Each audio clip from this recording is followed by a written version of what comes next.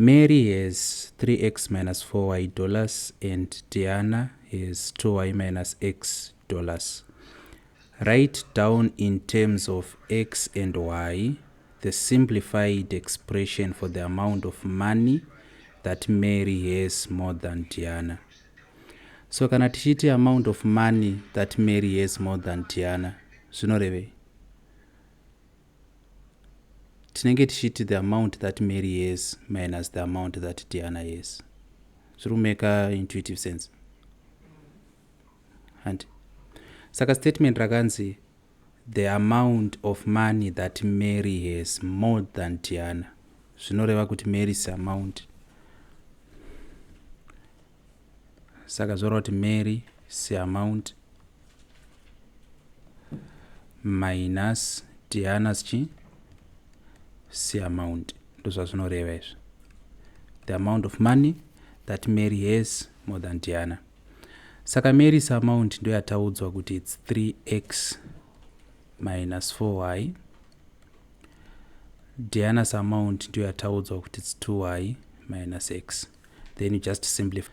Saka patino remove ma brackets typically tiri multiply na 1 kunyange yakasipo ari invisible.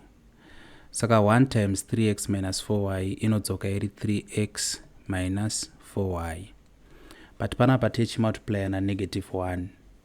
So minus 1 times 2y, the minus 2y, minus 1 times minus x, the plus x, like that. Then when we collect like terms, this becomes 3x plus x minus 4y minus 2y.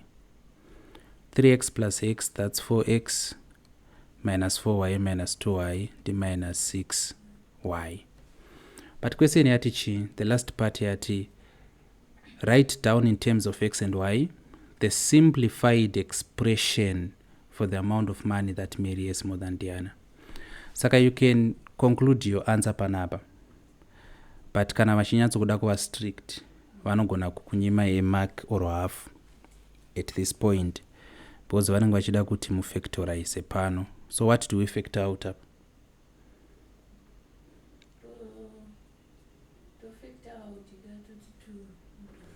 To factor out 2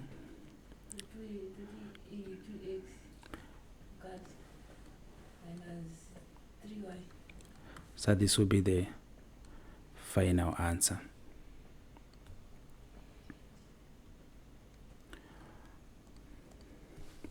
Okay, so this is part 1. Let us go to part 2.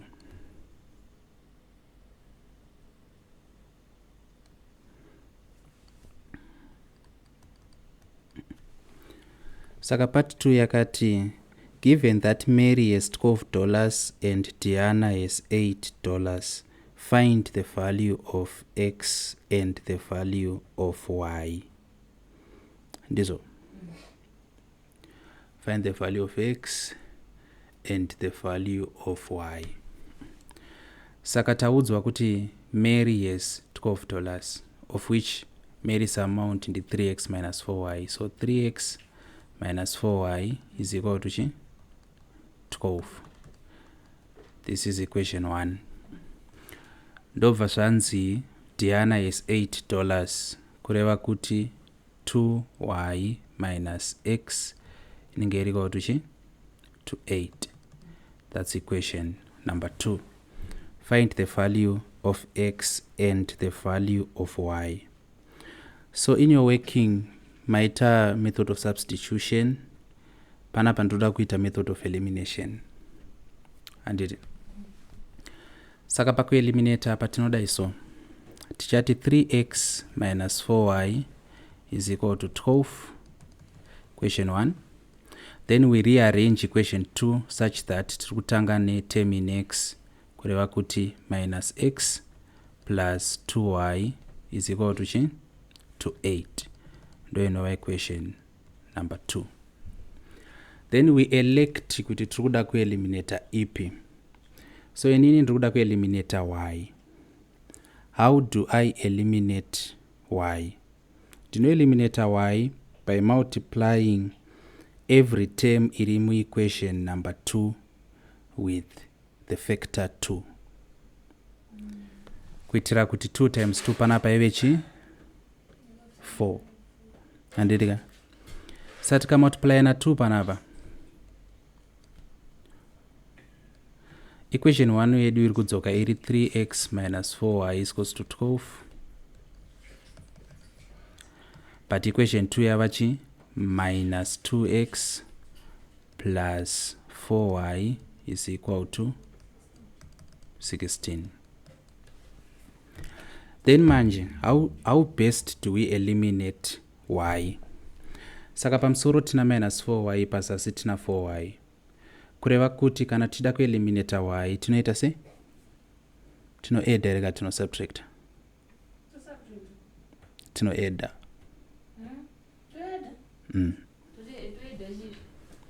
Tinoti plus panapa.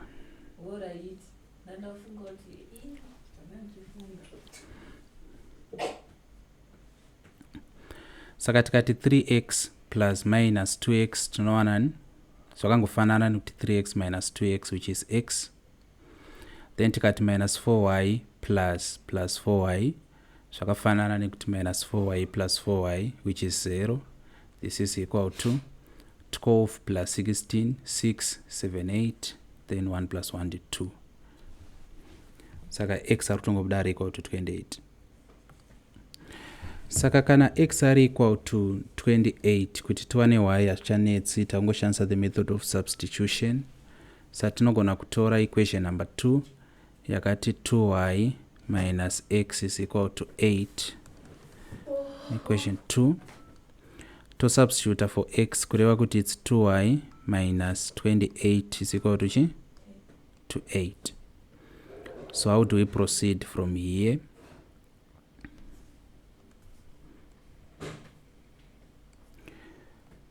Tinenge takungoti 2y is equal to 8 plus 28 and saka 2y inge iri equal to chi 8 plus 8 into 16. 1 wacho acha add up, so 36 divided by 2.